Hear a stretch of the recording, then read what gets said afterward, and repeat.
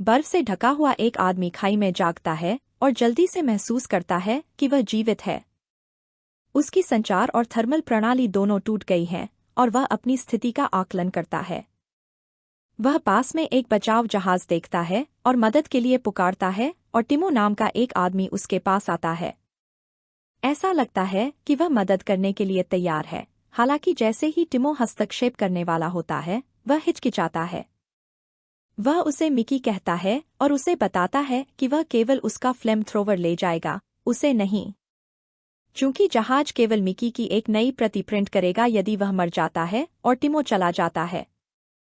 Mickey अकेला रह जाता है और दूर से उसे देख रहे भयानक जीवों को देखता है और मरने के लिए तैयार हो जाता है। अगले दिन मिकी को एक मशीन में फिर से प्रिंट किया जा रहा है और उसकी याददाश्त बहाल हो गई है। हर बार जब वह मरता है तो उसका शरीर फिर से प्रिंट हो जाता है और उसकी चेतना एक ईंट नामक उपकरण में संग्रहीत होती है, जिसे उसके नए संस्करण में प्रत्यारोपित किया जाता है, और यह तकनीक पृथ्वी पर हर कानून का उल्लंघन करती है। इसका उपयोग केवल बाहरी अंतरिक्ष में किया जाता है जहां उसके जैसे एक्सपेंडेबल्स उच्च जोखिम वाले मिशनों के लिए बनाए जाते हैं। वैज्ञानिक विभिन्न उस पर प्रयोग किए गए और उसे विकिरण के घातक स्तरों के संपर्क में लाया गया। जहाज के बाहर जब वह अनिवार्य रूप से मर जाता है तो वे बस उसका एक नया संस्करण छापते हैं।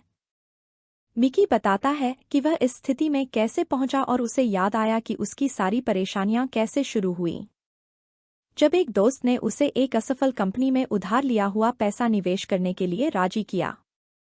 आखिरकार वे पकड़े गए और निर्दयी डेरियस ब्लैंक के सामने लाए गए। वह एक मनोरोगी व्यवसायी था और भागने के लिए बेताब मिकी ने पृथ्वी छोड़ने का फैसला किया। उसने एक बर्फ ग्रह को उपनिवेश बनाने में मदद करने के लिए एक अभियान के लिए आवेदन किया और अपना आवेदन प्रस्तुत किया। उसे तुरंत स्वीकार कर लिया गया और उसके बाद एक कर्मचारी ने उसे समझाया एक्सपेंडेबल प्रोग्राम कैसे काम करता है, और उसने प्रक्रिया के हिस्से के रूप में शरीर को प्रिंट करने और यादों को स्थानांतरित करने की प्रक्रिया का विवरण दिया और उसके शरीर का एक नमूना लिया और उसे अपलोड किया। व्यक्तिगत यादों के साथ एक ईंट में एक एक्सपेंडेबल के रूप में उसके भाग्य को सील कर दिया। अंतरिक्ष यान पर चालक दल दोपहर के भोजन के लिए इकट्ठा होता है और मिकी ने अपना खाना खत्म कर लिया। केनेथ मार्शल नाम के एक व्यक्ति ने अपना परिचय दिया और सभी ने जयकार करना शुरू कर दिया। मिकी चालक दल से मिलता है, वह सदस्यों में से एक नशा से मिलता है। मार्शल फिर सभी को सूचित करता है कि यात्रा की अवधि के दौरान भोजन राशन किया जाएगा जब तक वे बर्फ ग्रह तक नहीं पहुंच जाते, और वह यात्रा के दौरान किसी भी यौन गतिविधि पर प्रतिबंध की घोषणा भी करता है। हालांकि मिकी और नशा नियम की अवहेलना करते हैं और गुप्त रूप से अपने रिश्ते को जारी रखते हैं। पूरी यात्रा के दौरान मिकी की मृत्यु हो जाती है और उसे कई बार छापा जाता है। वह और नशा अक्सर खुद को परेशानी में पाते हैं और एक दिन काई नाम की एक लड़की मिकी के पास आती है। वह उससे बात करना चाहती है, लेकिन नशा ईर्ष्या से ग्रसित होकर उसे चूमकर बीच में ही रोक देती है। महीने बीत जाते हैं और चालक दल आखिरकार बर्फ ग्रह पर पहुंच जाता है, और एक प्रारंभिक परीक्षण के हिस्से के रूप में मिकी को वातावरण का विश्लेषण करने के लिए बाहर भेजा जाता है। किसी भी अज्ञात वायरस की जांच की जाती है और प्रयोग में एक घातक वायुजनित रोगज़नक़ की उपस्थिति का पता चलता है। मिकी जल्द ही संक्रमण का शिकार हो जाता है, जिसके बाद उसे फिर से छापा जाता है। मिकी 13, 14, 15 और 16 को इलाज विकसित करने के मिशन में परीक्षण विषयों के रूप में इस्तेमाल किया जाता है। कई असफल प्रयासों के बाद और अनगिनत मौतें होने के बाद टीम आखिरकार एक वैक्सीन बनाने में सफल हो जाती है। चालक दल बर्फ ग्रह की खोज शुरू करता है। वे एक गहरी खाई में एक विदेशी प्रजाति से मिलते हैं और भागने के प्रयास में जहाज पर वापस आते समय चालक दल के एक सदस्य की मौत हो जाती है। मार्शल गुस्से में मिकी को फटकार लगाता है और जोर देकर कहता है कि एक एक्सपेंडेबल के रूप में उसे मरने वाला होना चाहिए था। दंड के रूप में मिकी 17 को अपने भोजन के राशन में आधे से कटौती करके 14 घंटे की शिफ्ट में काम करने के लिए मजबूर किया जाता है, जब तक कि वह उस दिन मिले जीवों का एक नमूना प्राप्त नहीं कर लेता ताकि अन्य को बचाया जा सके।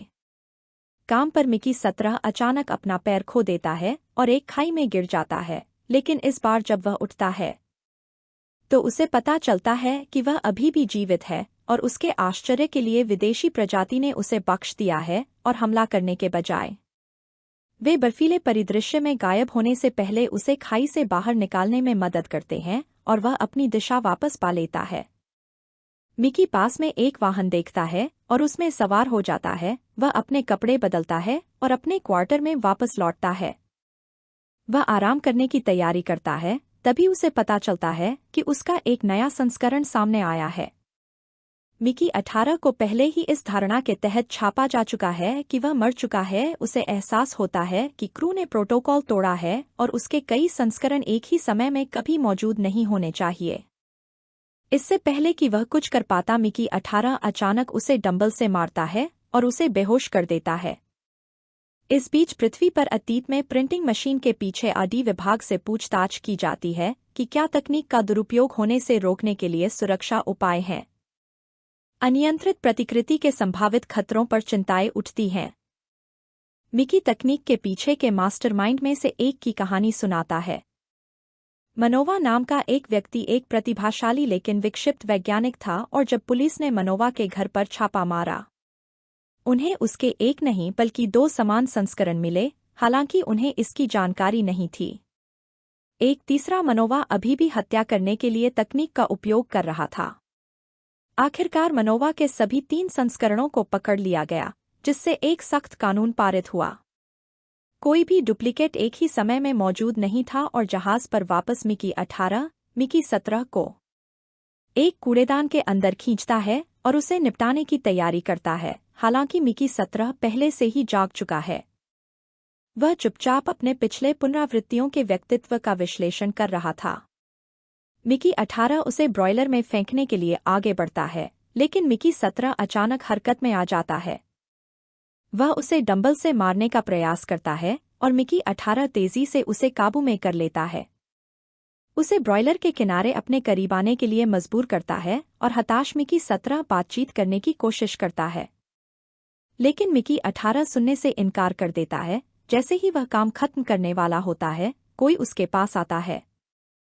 इससे मिकी 18 को संदेह से बचने के लिए मिकी 17 को जल्दी से दूर खींचने के लिए मजबूर होना पड़ता है। इस बीच टिमो आता है और क्रू को ड्रग्स बेचना शुरू कर देता है और मिकी 18 यह नोटिस करता है।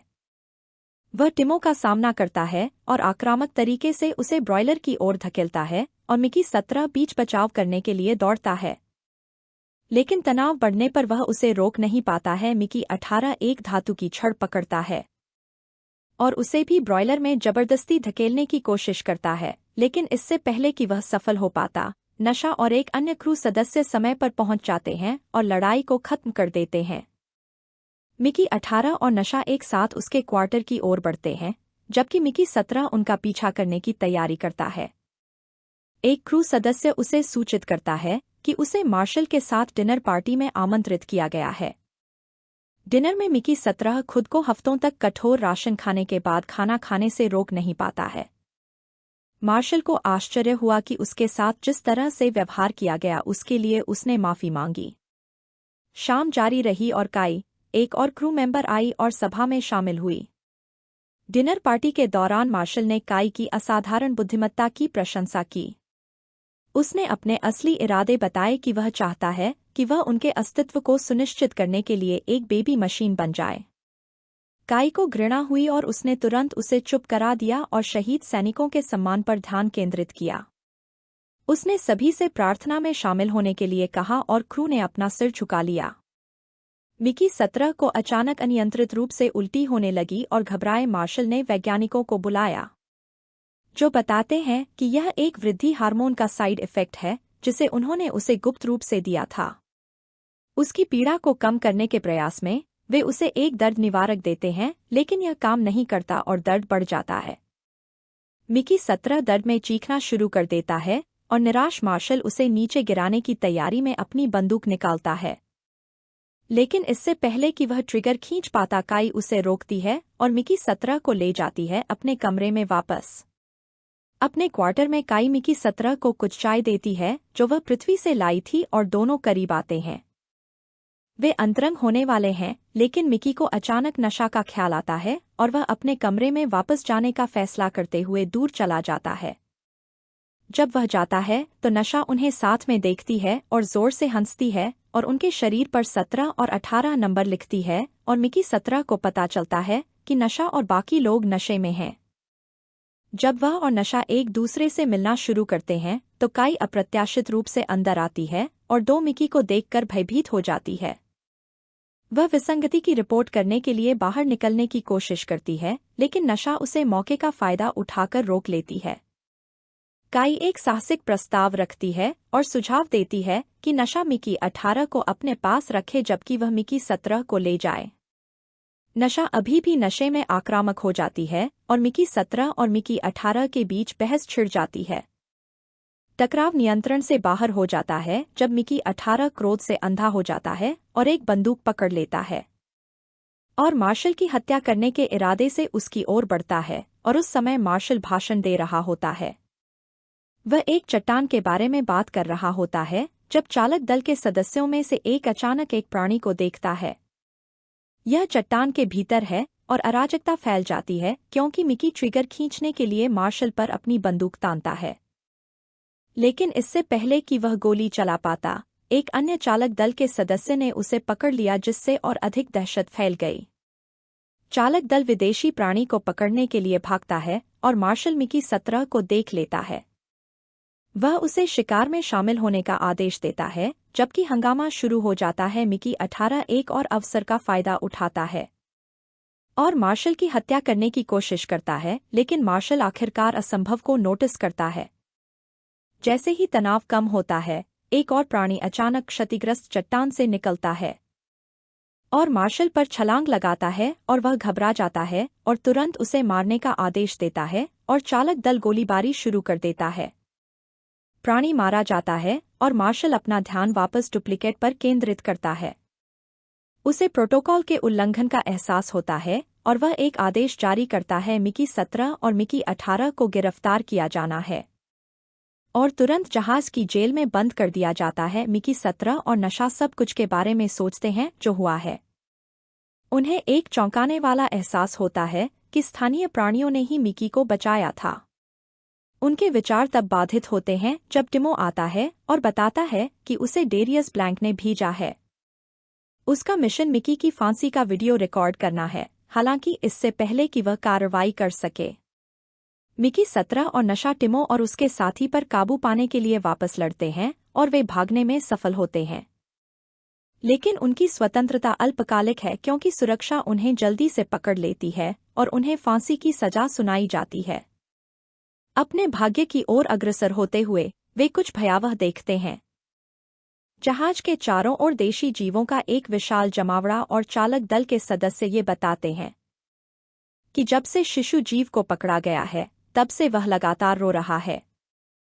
जहाज के अंदर मार्शल की पत्नी ने निर्दयतापूर्वक जीव की पूंछ को आरोपित किया और उससे सूप तैयार किया। मार्शल आता है और मिकी 18 को मिकी 17 से अलग करने के लिए उसे चिह्नित करता है और अपना नियंत्रण आगे बढ़ाता है। वह ईंट से मिकी की यादों को मिटा देता है और उसके अतीत के महत्वपूर्ण हिस्सों को मिटा देता है। नाशा मिकी 18 का बचाव करते हुए तर्क देती है कि उसने ही सबसे पहले दूसरे जीव को देखा था, लेकिन मार्शल ने उसे रोक दिया और ध्यान युद्ध की तैयारी पर केंद्रित कर दिया। नाशा पीछे हटने से इनकार करती है और जोर देती है कि देशी जीव युद्ध नहीं चाहते हैं। वे केवल तभी लड़ेंगे जब उन्हें उकसाया जाएगा और वैज्ञानिकों में से एक ने एक विकल्प प्रस्तावित किया। वे अनुवादक का उपयोग करके जीवों के साथ संवाद करने का प्रयास कर सकते हैं, लेकिन मार्शल ने उपहास किया। उसने इसे पूरी तरह से खारिज कर दिया और तभी बंदी जीव ने चालक दल के सामने थूक दिया। वह नशा के साथ बहस करता है और वह पीछे हटने से इनकार कर देती है और उसे चुप करा देती है। पूरी तरह से कोने में फंसकर और अपना प्रभुत्व स्थापित करने के लिए बेताब मार्शल एक क्रूर निर्णय लेता है। वह जीव को बांधकर ब्रॉयलर में फेंकने का आदेश देता है और नशा दौड़कर उसे पकड़ लेती है। उसे बचाने के प्रयास में वह अपने मुंह से रस्सी पकड़ती है और चालक दल के सदस्यों में से एक ने चुपके से रिकॉर्डिंग शुरू कर दी। मार्शल की क्रूरता के निर्विवाद सबूतों को कैद करते हुए स्थानीय जीवों को खत्म करने के लिए दृढ़ संकल्पित मार्शल अपने चालक दल को अत्यधिक जहरीली गैस तैनात करने का आदेश देता है। उसकी पत्नी हमेशा क्रूरता के लिए जानी जाती है और इसे जीव की पूंछ लाने के एक पेचीदा खेल में बदलने का सुझाव देती है। जिसके पास अधिक पूंछ होगी वह जीवित रहेगा, जबकि हारने वाला बिना किसी हिचकिचाहट के मर जाएगा। और वे मिकी 17 और मिकी 18 को धक्का दे देते हैं। जमे हुए जंगल में जाने से पहले एक वैज्ञानिक चुपके से मिकी 17 को एक प्रोटोटाइप अनुवादक सौंपता है। जैसे ही वे ग्रह के इलाके में गहराई से प्रवेश करते हैं, वे अंतःगढ़ में पहुंच जाते हैं। वे कई स्थानीय जीवों को देखते हैं और उनके नेता के आमने सामने आते हैं। अनुवादक का उपयोग करते हुए मिकी 17 नेता को पहले उसे बचाने के लिए धन्यवाद देता है।